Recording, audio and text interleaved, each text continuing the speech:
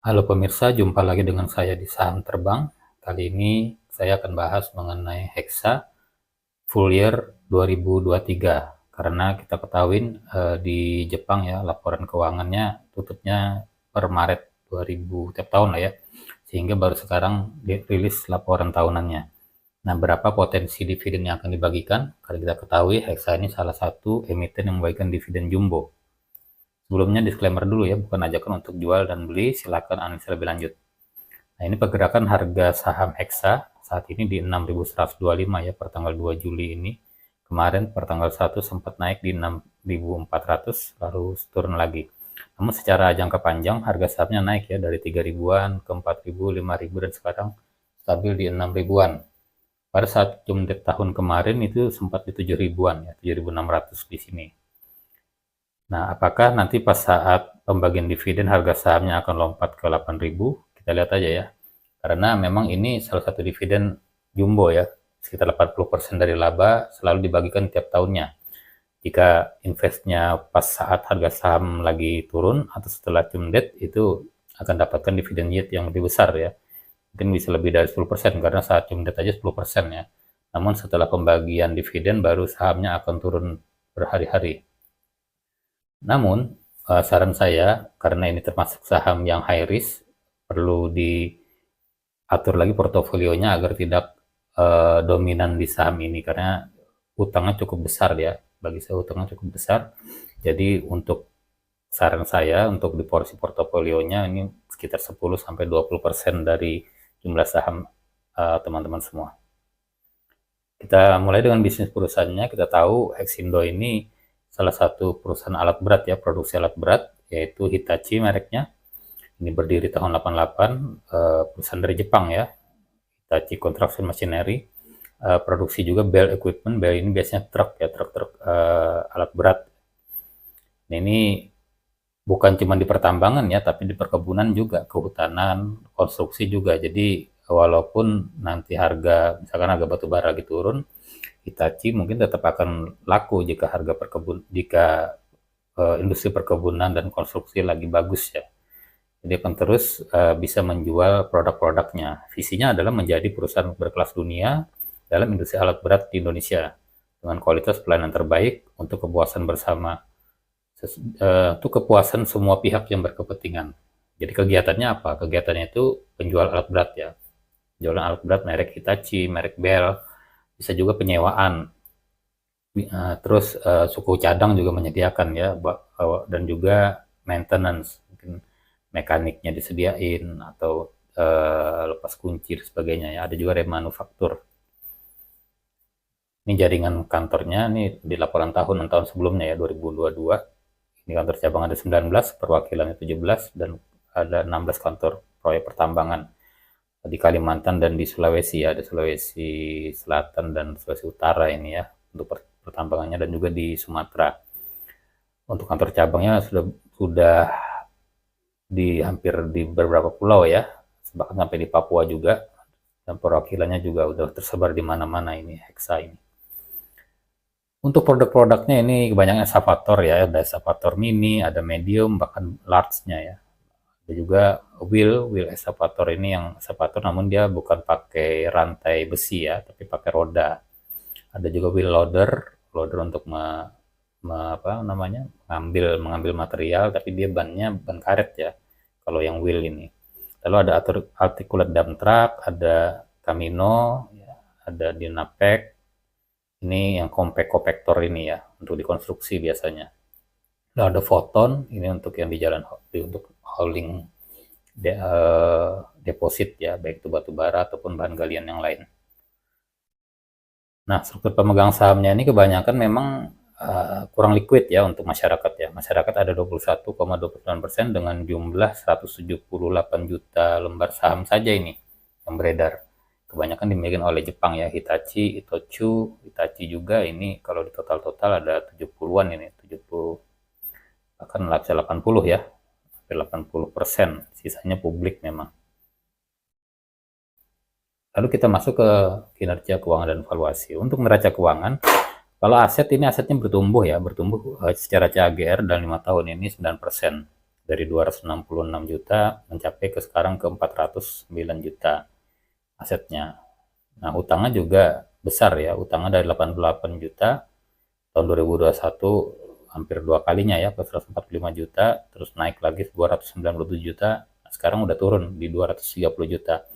Jadi tahun 2023 ini sudah mengurangin beban hutangnya ya guys, namun perlu hati-hati karena DER-nya masih lebih dari 1 ini.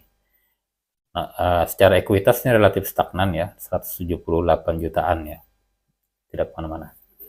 Nah, untuk pendapatan, memang pendapatan ini tumbuh ya 7,6% dari 424 juta, sempat turun ya pas COVID, lalu naik lagi ke 400, sekarang naik stabil di 600-an ya, turun sedikit dari tahun sebelumnya. Namun labanya naik nih, dari tahun sebelumnya 52, sekarang di tahun 2023 55.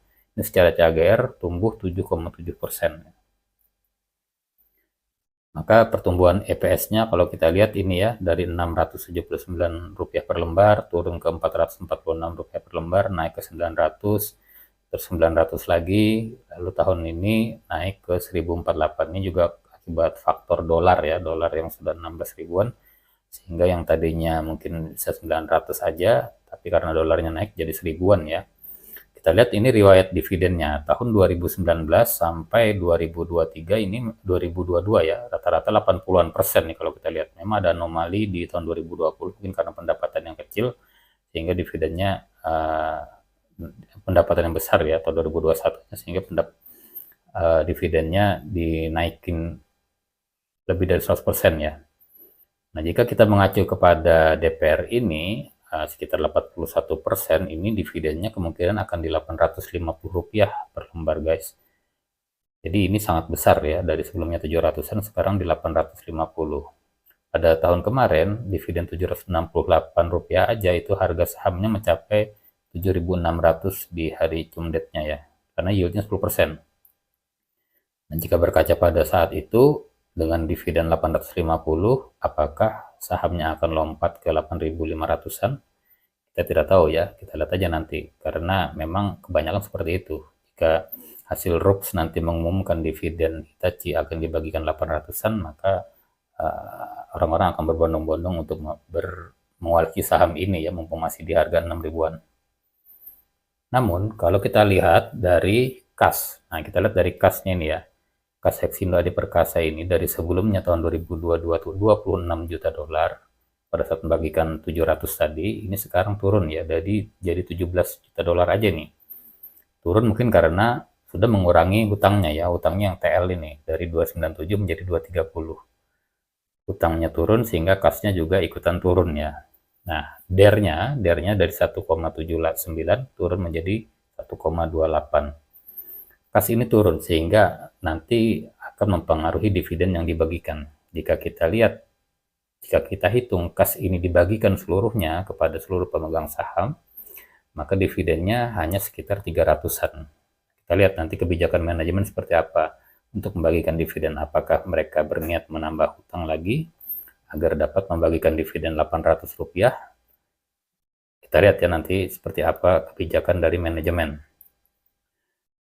Untuk rasio-rasio yang lain tidak ada masalah. Ini kita lihat ROE stabil di 30-an%, bagus sekali ya. Ini gross profit margin di 20-an%, operational margin di 12-an%, net profitnya di 9%. Secara valuasi ini sebenarnya tidak bisa dibilang tidak murah, bisa juga dibilang tidak mahal. Cuman jika ingin mendapatkan dividen jumbo, memang saat beli harga murah ya. Saat sekarang mungkin masih ada kesempatan ini jika masih harga 6 ribuan. Dengan sekarang PBV 1,85 ini memang sudah tergolong harga wajarnya ya. PE 6 kali karena yang pendapatannya besar. EV/EBITDA masih di bawah 10 kali tapi ya udah hampir 10 ya. Nah, pergerakan sahamnya nanti akan masif ketika pembagian dividen diumumkan. Nah, bagaimana kesimpulannya? Secara fundamental, Hexa ini termasuk saham yang bagus ya, terus bertumbuh. Kita lihat dari EPS-nya naik terus. Ini sebagai alternatif jika teman-teman ingin melakukan dividen investing dengan menabung saham dan mengharapkan dividen yang tinggi setiap tahunnya ya. Namun saran saya jangan gede-gede porsinya ya, maksimal 20% aja lah, karena ada faktor resiko dari hutangnya ya, kecuali nanti hutang sudah berkurang di bawah 1 kali, boleh kita nambah porsinya lagi, naik jadi 30% atau 40% dengan berharap dividen ya. Terus pergerakan harga sahamnya ini cenderung mengikuti pengumuman dividen ya. Jadi teman-teman jika ingin melakukan jual atau beli tentukan waktu yang pas ya. Waktu yang pas kapan? Tergantung, jika ingin beli, ingin koleksi ya setelah cumdet ya, menunggu setahun. Namun jika ingin menjual ya menjual pas saat cumdet. Tahun ini kemungkinan dividen kalau kita hitung ya 800-an ya, dengan DPR 80% itu 850 rupiah bahkan. Namun kasnya tidak cukup jika ingin dibagikan semua, hanya sekitar 300-an. Jadi kita akan melihat kebijakan dari manajemen Hexa seperti apa untuk membagikan dividen ini. Nah itu aja informasi dari saya. Terima kasih. Sekali lagi bukan ajakan untuk jual beli saham, tetap lakukan analisa Anda. Selamat pagi, selamat